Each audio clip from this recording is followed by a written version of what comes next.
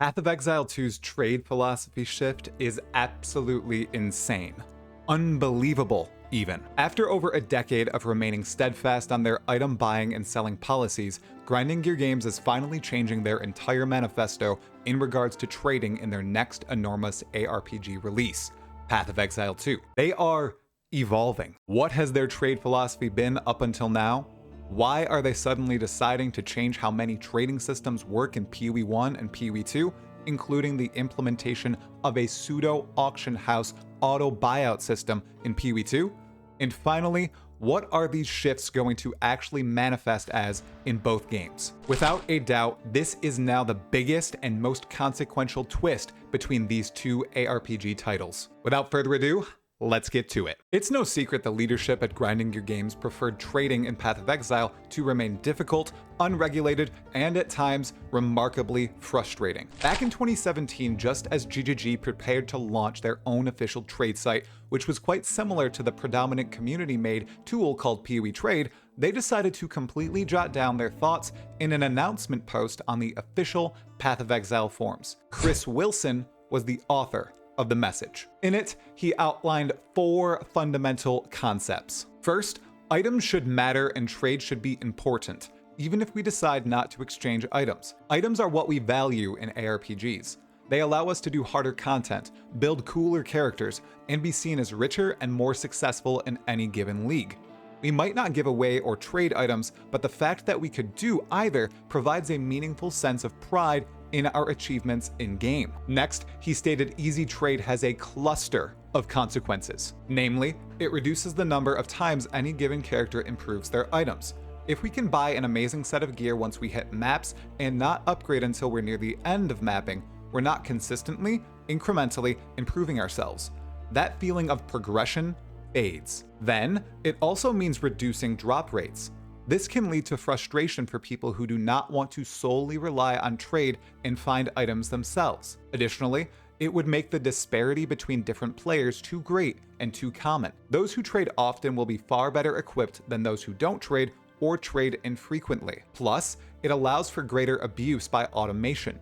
While Grinding Gear Games works hard to stop botting and abusive behavior, easy trade would skyrocket this to a level unforeseen in PoE and cause major scale economic consequences. Alright, that was a huge pillar. Time for pillar number 3. Path of Exile would always have and encourage trade, no matter what. However, they'd seen what happened with other ARPGs if trade was too easy. Thusly, they added the ability to trade in trade chat and between players in-game. However, they made a mistake by allowing players to link items on the forum.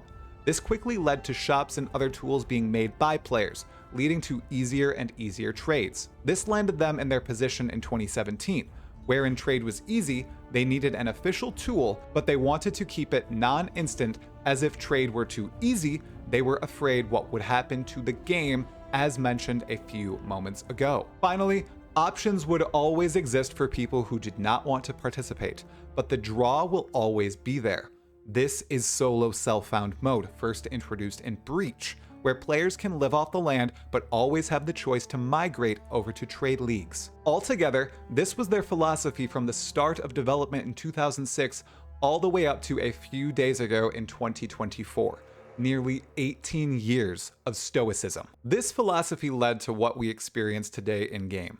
Trading can be easy, but many times it's difficult and extremely frustrating. Players might not respond to trades.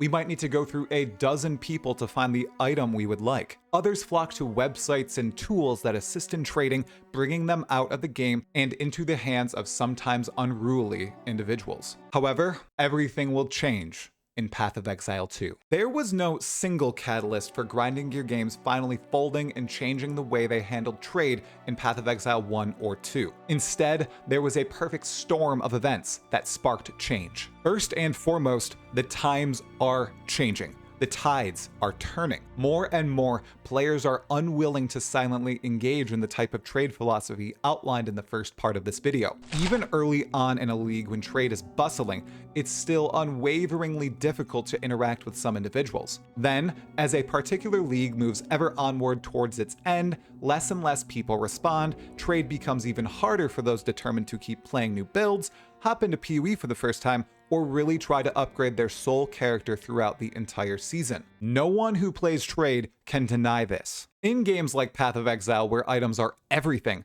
trade is a massive convenience to those who do not have the time, will, or energy to play solo self-found.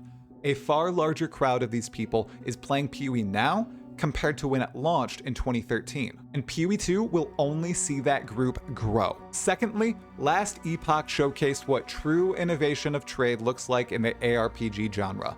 It's shocking their developers, 11th Hour Games, went from initially laying out that Last Epoch would not have trade at all and be completely solo self-found, to potentially setting the new standard for trade in action role-playing games. Now that's an about-face. For those unaware of how Last Epoch's trade system works, characters can opt into one of two factions at a time: the Circle of Fortune or the Merchant's Guild. The former greatly limits trade with the benefit of tailored drops and increased drop rates of certain items as you level up the faction, while the latter allows for the trade of better and better items as you rank up through the faction. If you find an item while enlisted in the Circle of Fortune, it cannot be traded within the Merchant's Guild. If you buy an item from the Merchant's Guild, listed by another player, that item may not be traded again. You may swap between either faction without losing any progress freely. There are plenty of intricacies and special cases with the overall system, but that's the overview.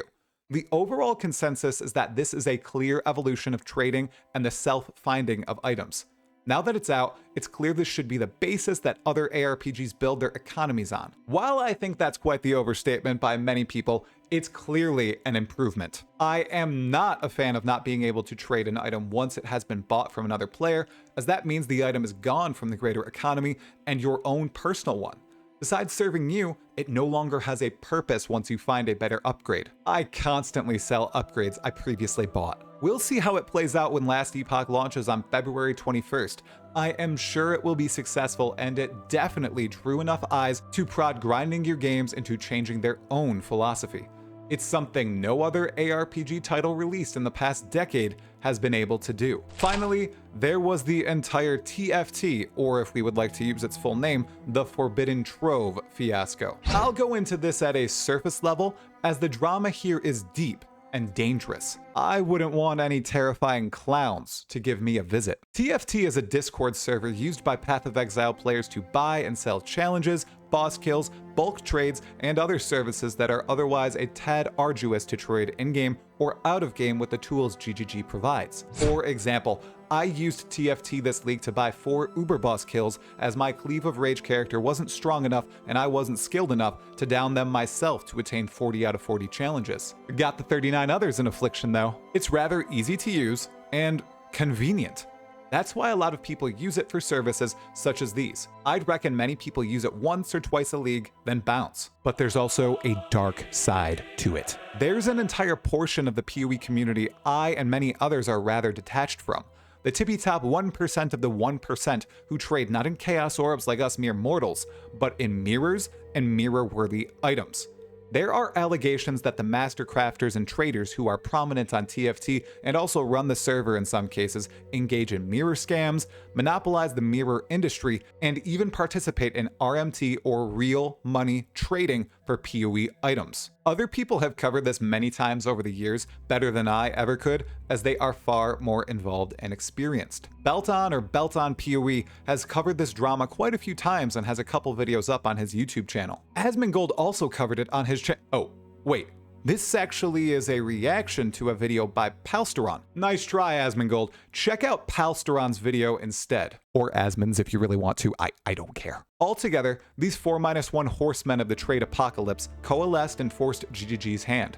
The times changed, Last Epoch innovated, and intra-community turmoil all rallied together to cause Path of Exile's trading system to finally change. Yet, with all these catalysts defined, we still have not talked about what Grinding Gear Games is doing to actually evolve trade in POE1 and POE2. But before we discuss that fully, I would like to ask, if you are enjoying this video, please give it a like, subscribe to the channel, hit the sub notification bell, and check out my sponsor, Into the AM, in the link below, or my Patreon page. More content like this video is on the way. I've been wearing my Into the AM shirts almost every day since I got them, and they're pretty comfortable, they fit pretty well, and I highly recommend checking them out. Thank you for the consideration, and if you do like the video, the support. Alrighty, let's get back to it. With absolutely all this being outlined, how exactly can we expect their unbelievable new trade philosophy shift to manifest in Path of Exile 1 and Path of Exile 2? Let's tackle Path of Exile 1 first, as all the solutions going into it will also transfer to POE2. On a podcast with Zizarin, a huge POE creator, and Hrishi, a key GGG game designer, Jonathan Rogers, the game director of Path of Exile 2, noted the following alterations would be made to trade and GGG's trade philosophy. Beginning in 3.24, the league after Affliction League, numerous desired services shall be itemized in POE1. As mentioned before when talking about TFT,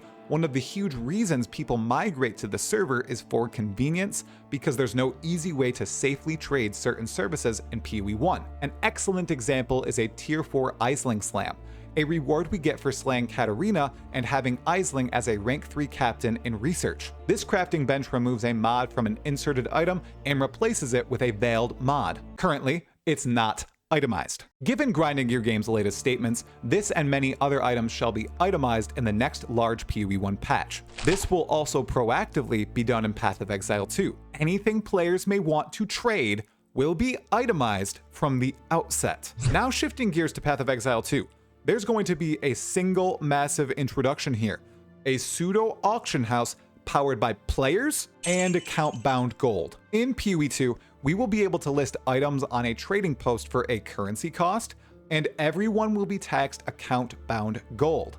The currency will go to the seller, the gold will go directly to the auction house. Gold will be earnable in-game by killing monsters, finding it, or perhaps earning it from selling items to vendors. Once we list an item, it can instantly be bought out and sent to the player who buys it for the listed currency price, with the buyer being primarily gold taxed. This removes the friction of trade in Path of Exile 2, almost completely. No more messaging countless people to buy that one item we need to upgrade our build. No more pinging dozens of real and totally real other people for those 300 Chaos Orbs we would like to purchase. No more price fixing items. However, this also means if we list an item at an improper price, a super low price, we will lose it. The ramifications of this sort of near frictionless trade experience will likely echo throughout the entirety of Path of Exile 2. Will drop rates of powerful items be pre-nerfed to compensate for the ease of trade? Will gold be too plentiful, causing trade to be far too easy and carefree? Or will it be too rare, sparking trade difficulties quite quickly? Will Path of Exile 2 follow in the footsteps of other ARPGs with frictionless, albeit flawed trading systems like Diablo 3? Will people finish upgrading their characters too easily and abandon the game en masse a la Diablo 4? Let's hope not. Regardless, it's certain this drastic shift in tone when it comes to trade was thought to be impossible during the lead up to Path of Exile 2. However, Grinding Gear Games is listening to its growing community and making long requested changes. All we must pray for now is that these changes foster Path of Exile 1 and 2 to new heights and don't cause unforeseen, disastrous consequences. Trade isn't the only aspect of PoE massively shifting between PoE1 and PoE2. The developers are also actively revamping the entire way skills and skill gems operate, drastically improving the new player experience and streamlining how we construct our wacky and awesome builds. Here's a video on just that. Watch it now.